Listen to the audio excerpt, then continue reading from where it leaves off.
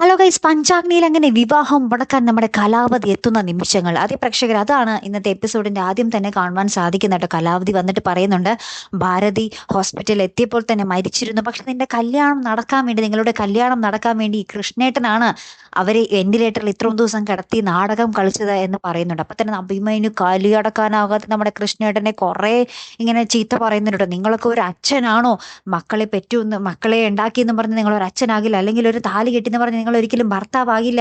ആ ഒരു സ്വന്തം ഭാര്യയുടെ മൃതശരീരം എടുത്ത ചൂട് പോലും മാറാതെയല്ലേ നിങ്ങൾ ആ കൈ കൊണ്ടല്ലേ എനിക്ക് താലി എടുത്ത് തന്നത്? നിങ്ങൾ എന്തൊരു മനുഷ്യനാണെന്നൊക്കെ പറഞ്ഞ് നമ്മുടെ അബി, നമ്മുടെ കൃഷ്ണേട്ടനെ കുറെ പറയുന്നുണ്ടേ. അപ്പൊ അതിന് നമ്മുടെ അച്ഛനാണെങ്കിലും നമ്മുടെ അബിയുടെ അടുത്ത് വന്ന് ഭയങ്കരമായിട്ട് പൊട്ടിക്കരയുന്നുണ്ട്. ഏട്ടാ, എനിക്ക് എന്റെ അമ്മയെ കാണണമെന്നൊക്കെ പറഞ്ഞ് പൊട്ടിക്കരയുന്നൊക്കെ ഉണ്ട്.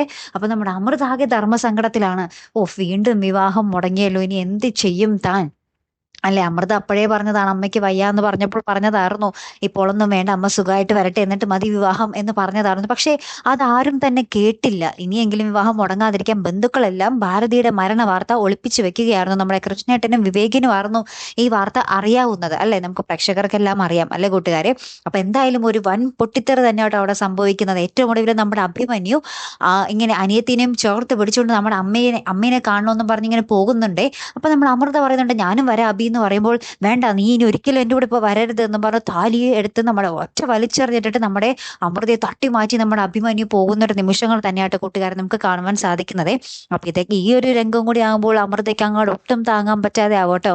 അപ്പൊ ഇനി എന്തൊക്കെയാകും സംഭവിക്കാൻ പോകുന്നത്? നമ്മുടെ അബി നമ്മുടെ അമൃതയെ ഇനി എന്നേക്കുമായി അകറ്റി നിർത്തുമോ? ഇനി എന്നേക്കുമായി വിവാഹം കഴിക്കാതിരിക്കുമോ? എന്നൊക്കെ നമുക്ക് കണ്ടു തന്നെ അറിയാട്ടോ. അടുത്തൊരു വീഡിയോയുമായി വരുന്നത് വരയ്ക്കും ഗുഡ് ബൈ.